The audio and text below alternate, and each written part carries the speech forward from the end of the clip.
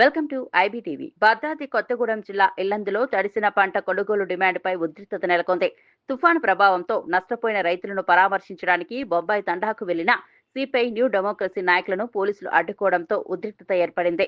ఈ సందర్భంగా పార్టీ రాష్ట్ర కార్యదర్శి వర్గ సభ్యుడు ఆవునూరి మధి మాట్లాడుతూ తడిసిన పంటలను కొనుగోలు చేయమని అడగడం నేరమా, సిసిఐ కేంద్రాలు ఏర్పాటు చేయడమంటే అరెస్టులా అని ప్రభుత్వాన్ని ప్రశ్నించారు. ప్రతి వరి, మొక్కజొన్న పంటలను ఎటువంటి షరతులు లేకుండా ప్రభుత్వం మద్దతు ధరకు కొనుగోలు చేయాలని డిమాండ్ చేశారు. తుఫాన్ అనేటువంటిది తీవ్ర స్థాయిలో కురుస్తున్నది.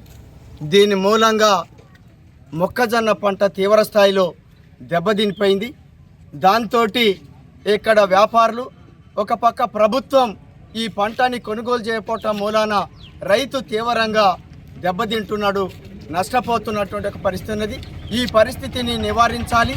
తక్షణమే కొమరారంలో సిసిఐ కేంద్రం, ముకుందాపురం సెంటర్లో సిసిఐ కేంద్రాలు ఏర్పాటు చేయాలనేటువంటి చెప్పి సిపిఐఎంఎల్ న్యూ డెమోక్రసీగా డిమాండ్ చేస్తున్నాం.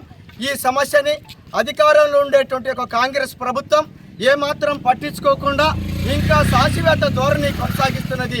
దీని మూలంగా రైతాంగం నష్టపోతున్నారు.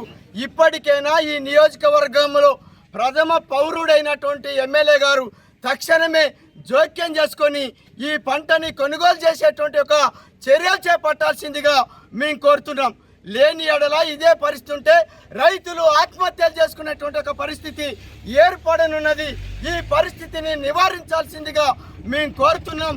ఈ సమస్యని పరిష్కరించకుండా ప్రభుత్వ అధికారులు ఈ వైఖరే కొనసాగిస్తే రానున్న కాలంలో రైతాంగ ఉద్యమాలు తీవ్రతరం చేస్తామని చెప్పి ఈ సందర్భంగా తెలియజేస్తున్నాం.